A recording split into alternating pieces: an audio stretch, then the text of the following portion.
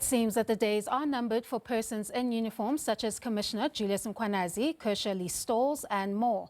This as alleged criminal acts conducted by members of the Ekurhuleni Metro Police Department, allegedly under the supervision of J. Mkhwanazi, were laid bare before the Madlanga Commission by the IPID officials who are hot on their tails and vow that action is imminent.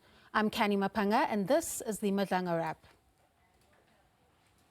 I understand your emphasis about your concern being compliance. You've said that umpteen times. But point is, the kennel comes to you for specific advice on an impending expiry of the suspension. Why do you not deal with it? But if the charges are not sustainable, you cannot charge Julius Mkhwanazi. So at that stage, it is not sustainable, but we are engaging with the IPID to get clarity on aspects. But you never engaged with IPID. It appears that the law does not apply fairly. If it wasn't for this commission, we would still be sitting with this problem. The Commission dedicated a week of its hearings to the alleged rot in the city of Ekurhuleni and the extent to which criminality engulfed the EMPD, as well as the failure to act in the face of it. First up on the seat of accountability was the now suspended Ekurhuleni legal head, Advocate Kemi Bahari. Bahari, who was seemingly aware that his inaction on Julius Mkhwanazi, despite several alarming cases, would be the subject of his testimony, began his evidence by stressing the principle of compliance and restricting himself to that function. So throughout this process, Chair, my main focus has always been on the compliance function. I'm not involved in the HR space, save for special support that is required, either by the accounting officer or the head of that department. But I'll go through that in detail and I'll welcome any further questions that are put to that. The repeated sermons on compliance began to find meaning when the Commission examined Bahari's action, or lack thereof, on the pending expiry of Julius Mkhwanazi's suspension amid a slew of allegations. The events show that Bahari did not give advice to Colonel Henny Erasmus on the pending suspension, but instead isolated narrow issues to further probe, which resulted in the suspension expiring and Julius Mkhwanazi returning to work. You see, my problem is, later when you talk about the head, Commissioner Maphanga, you say that by then the suspension had expired. So you were working within very short and tight timelines. You raise all of these issues. They have nothing to do with the impending expiry of the suspension. You raise all of these issues. Time is running. What do you do about the expiry of the suspension?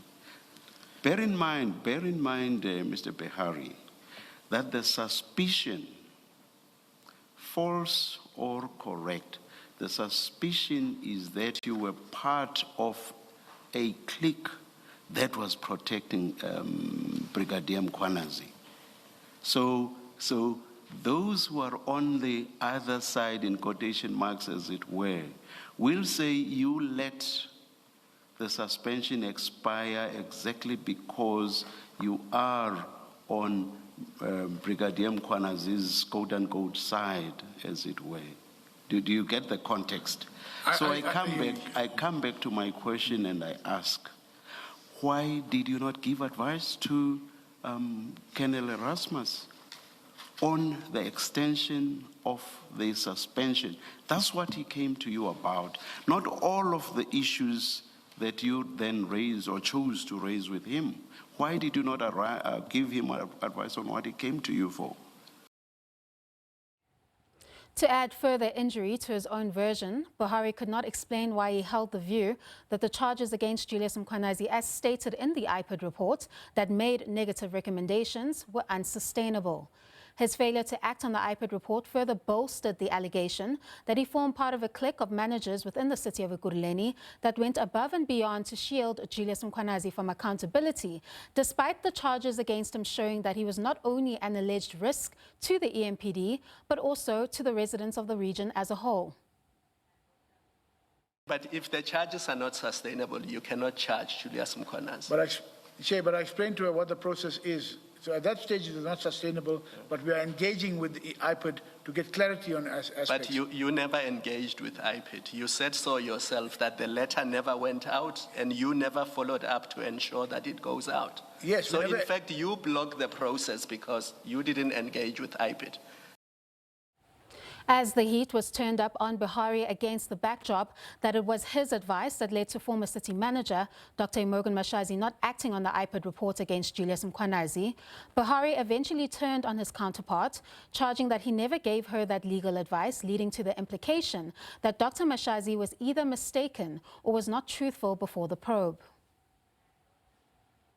Chair, I did not give such an advice to city manager because I never engaged with chief of police on this. Hence I asked is it the previous one or not. That's the only other one I engaged with chief report was the internal affairs. I didn't engage with chief of police on this matter.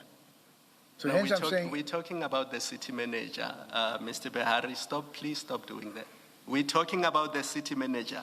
She says you informed her that the document is incomplete and you advised chief or somebody, she doesn't know, that the city cannot take action on this document, which is the IPID report. Rather, they should do an internal investigation. Chair, as I'm saying, Chair, that is not my advice to the city manager. The engagement with the city manager was that we are addressing certain vague issues in the report as per the letters that we went out. There was, and when she said he has advised chief or whatever, I didn't advise anybody for another internal investigation. I just spoke to the city manager about what were the concerns raised as per our engagements internally. And those are the only issues. I never gave city manager any advice to the extent that we said there must be another internal investigation. So she was not truthful in her evidence? If that is the case, she would have been mistaken or not truthful. Buhari and other managers' failures to act on the blatant alleged criminality within the EMPD faced more scrutiny as IPID officials took turns taking to the stand to lay bare the extent of the alleged rot in the city, ranging from cases of kidnapping, drug theft and even murder. All this against the backdrop that the city did not need the green light from IPID to initiate internal processes against their members. All that and more after the break.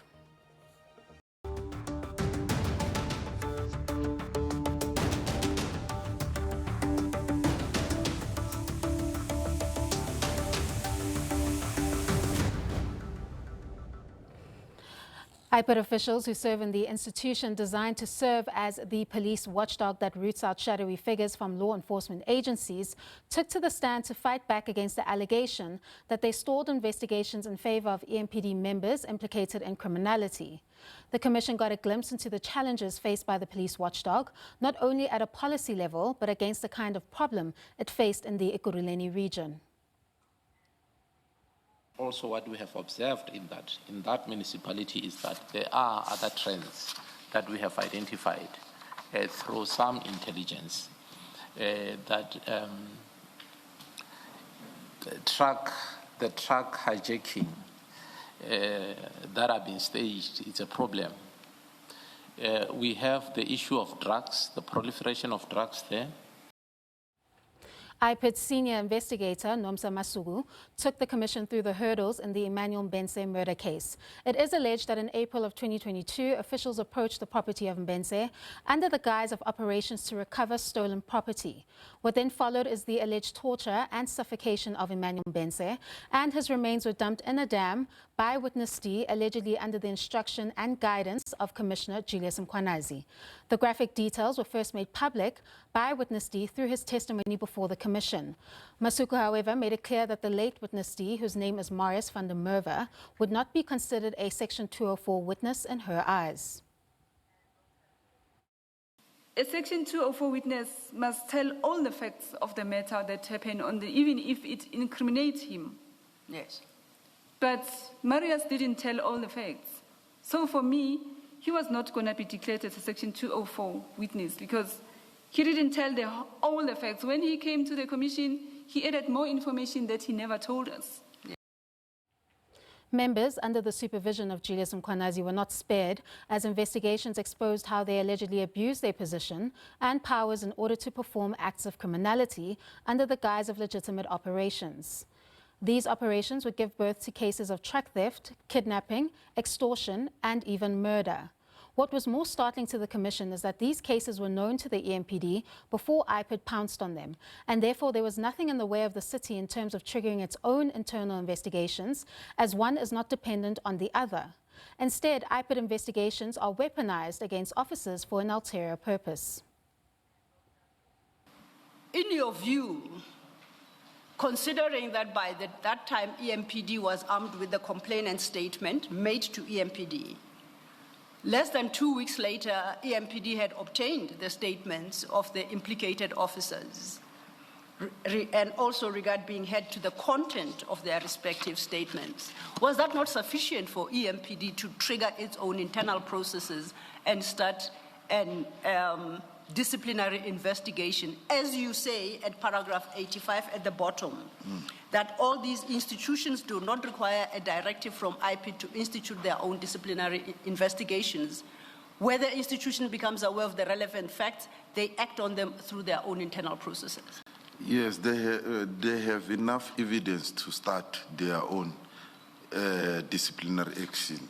Even before I took over the investigation, they have all the facts.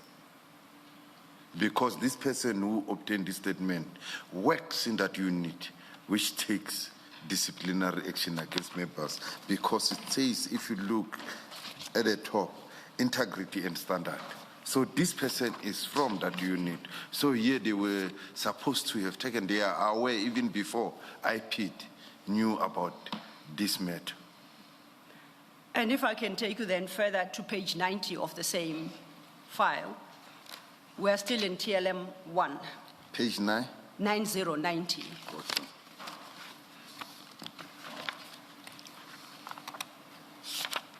And this document is on the EMPD and City of Ekurhuleni letterhead. It is directed to the Head of Detective Services, South African Police Service. It states that it's from Owen Prinsloo, investigator. It's dated the 13th of February, 2023. And my understanding of this document is, I read, the Ekurhuleni Metropolitan Police Department hereby requests a copy of the following docket, gives its details, Police Station, Patfontein Subs. It continues, the COE Investigation Unit requests the information to assist in completing the internal investigation. EMPD reference number is as given. And then, thank you in advance. It's signed by Owen Prinsloo, COE. I take it that the City of Ekurhuleni Investigation Unit, EMPD. Do you see that? Yes, I see that. I read that to be conclusive proof that EMPD was fully aware of the facts and that, in fact, EMPD had initiated some form of investigation and had appointed an investigating officer for this purpose. Would that be your understanding as well? Yes, I agree. To your knowledge, do you know whether or not EMPD ever initiated or firstly concluded this investigation and or initiated any disciplinary proceedings against the implicated officers? I will say I do not know currently what is happening. What I know is that Warrant Officer Kirsten recently asked copies for this docket again from me, from Integrity and Standard, and I provided here with the copies of this docket. So since from that time, this was in an initial stage of the investigation, and she recently asked me now. So I don't know at which time, and when I asked her through WhatsApp, what was the purpose for now? She said it was because of civil claim.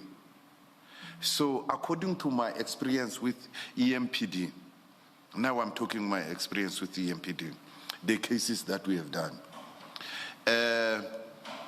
When we give them copies, they open their DR, they put them there, and we run with our investigation criminally until the member is found guilty. Those are the successes that they will have departmentally, not because of their investigation. Even if we have provided them with the copies, Remember, criminally runs for a long time. There is a serial rapist in EMPD, which Nomsama Sugu was doing. That case ran for many years, and that serial rapist was found guilty, so he was given multiple life sentence. That member was still working for those years. The member was a white officer by the name of Cummings. He was raping minor children. It's on record, this one. But his dismissal was not because of their departmental. It was because of the criminal conviction. There was another case that I have done of a white male officer who was working at K9, also raping a child of his friend.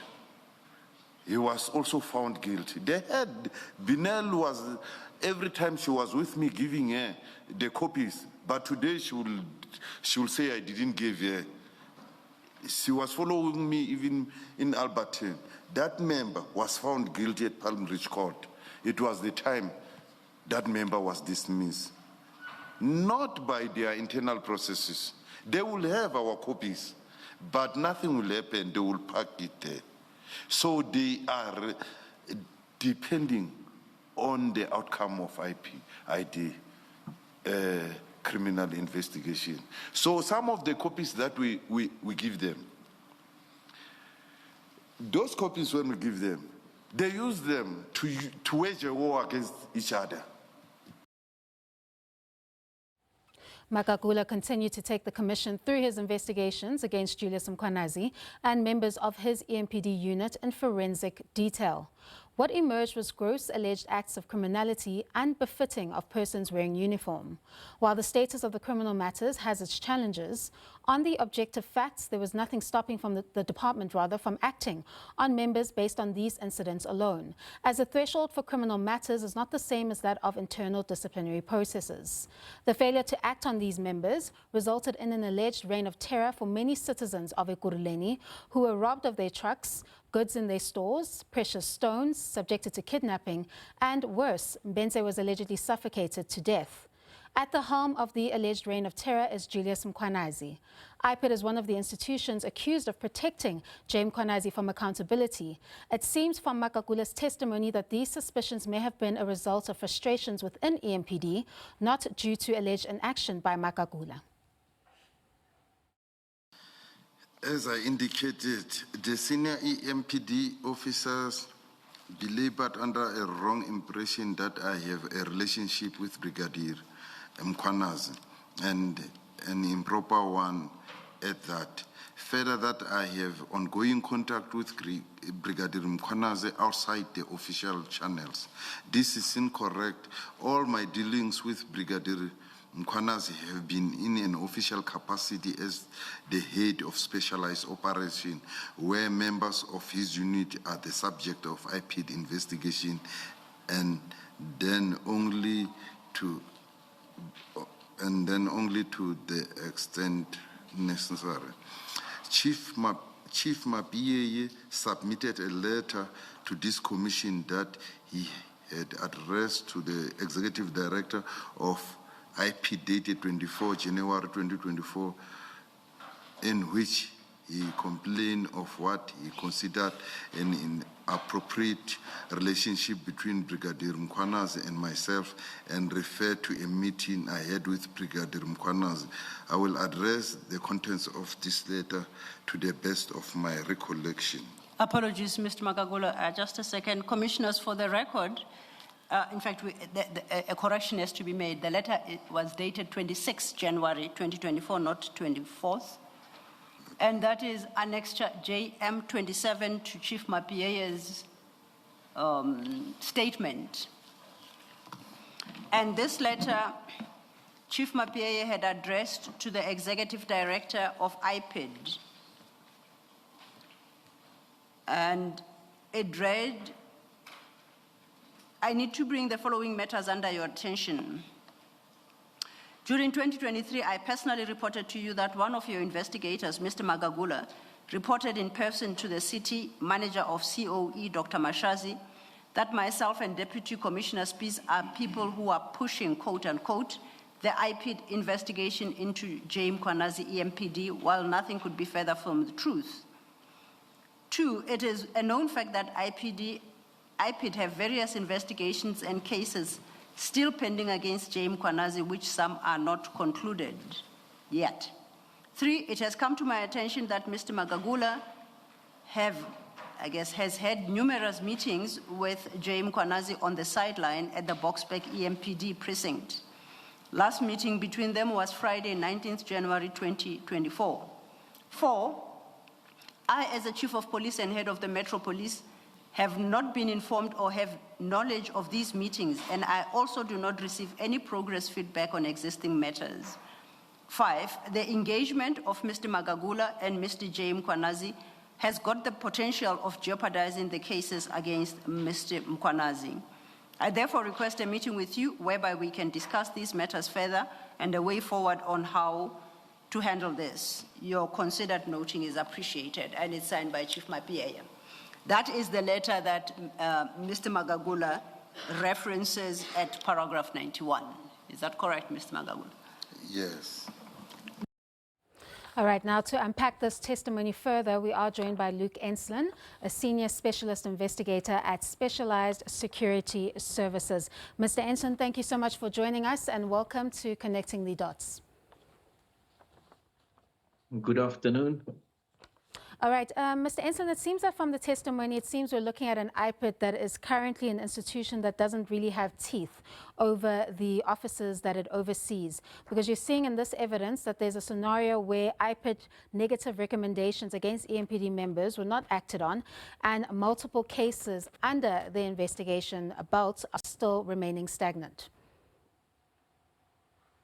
You are quite right when you're saying that.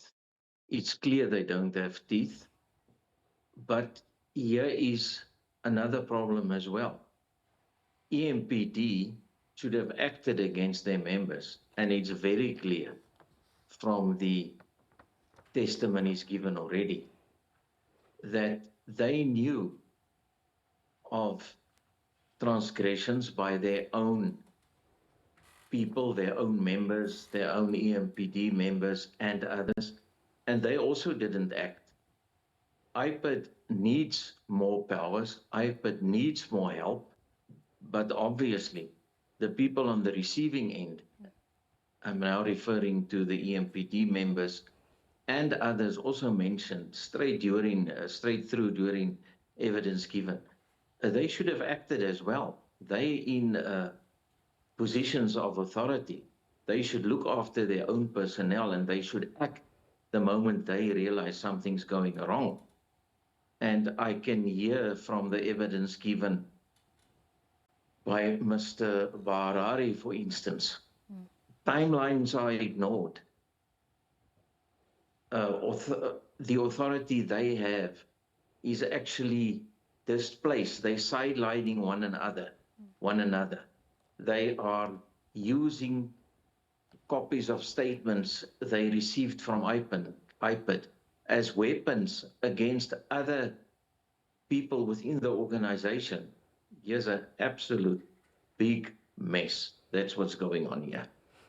It seems that despite the internal dynamics within the EMPD, IPID is expected to carry out its mandate on these officers where the officers are the first responders in these particular cases which implicate them, and the resources themselves that IPID has do not outweigh that of SAPS and the EMPD. So you're dealing with a situation where they seem to be the last to know of these incidents that implicate officers, and then SAPS and EMPD are the first responders, and it affects their independence and the ability to carry out their investigations, as seen in the Bense murder case, which started out as an inquest, and it was through IPID investigations that it became a murder case. What you're saying is quite right. But IPID was never intended to be the front line, the police, because then they'll have to be bigger than the police and more resourced than the police. But it will always be in everybody's interest for them to also be at the scene and not get second-hand information afterwards. But now I'm not sure how they operate in Ekurhuleni, but I don't think this problem is only in Ekurhuleni. This problem might be at other places as well. But it seems as if in Ekurhuleni there was absolute no discipline and everybody was just carrying on. And even those that knew of things going array or astray, knew of perhaps theft of truck, theft of loads, hijackings, they kept quiet. I'm looking at the dates and I'm hearing the dates. These crimes have been, according to the evidence, committed since 2022, 2020. Some of the witnesses mentioned.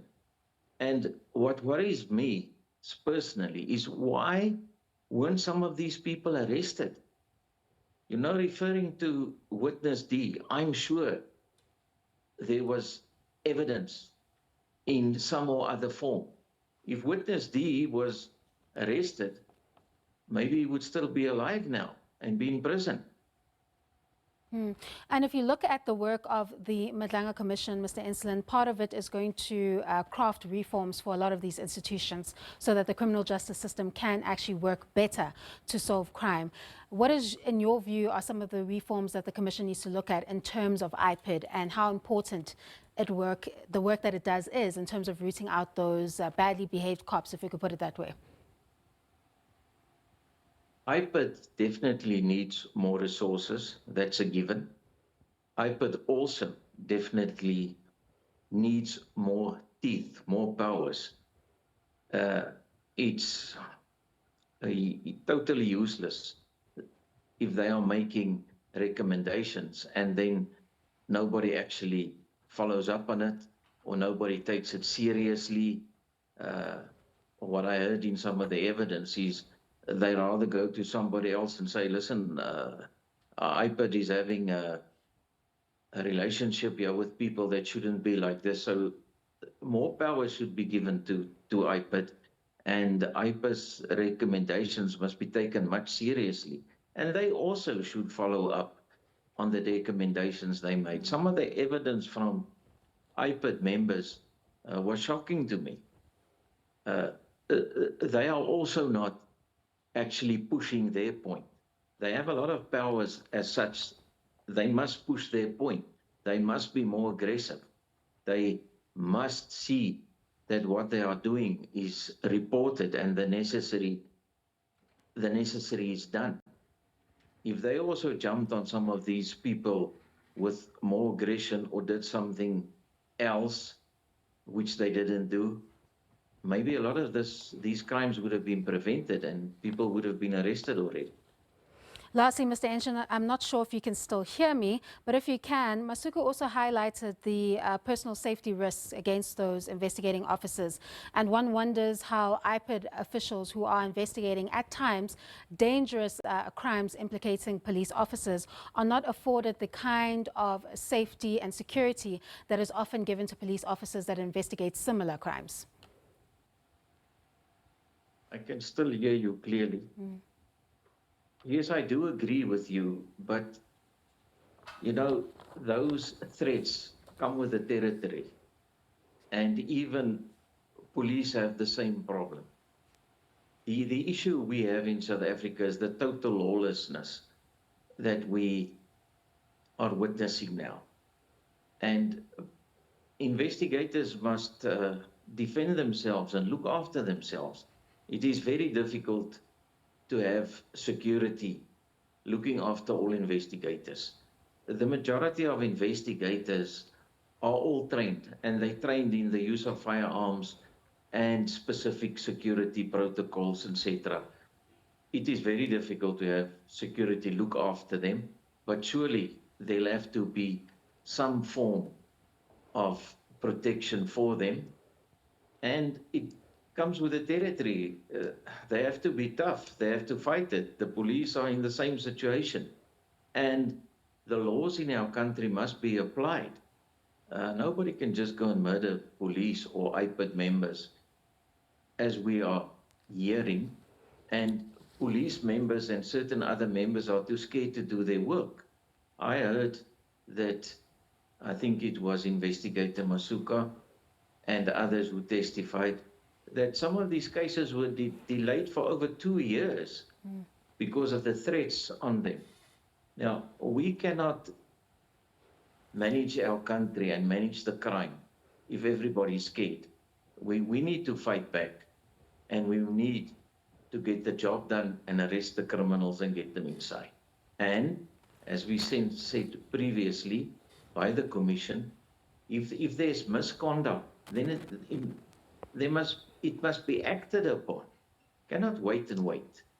All right, thank you very much. That was Mr. Enslin, the Senior Specialist Investigator at the Specialized Security Services, wrapping up that testimony on IPID officials as well as the city of Ekurhuleni. And I'm sure the nation will be monitoring quite closely to see when this action will take place or when accountability will knock on the doors of those EMPD members who are implicated in alleged criminality. This brings us to the end of this week's testimony that highlights the reforms needed in the police watchdog IPID, and has also seen the truth come to light about IPID's investigations into alleged rogue EMPD officials.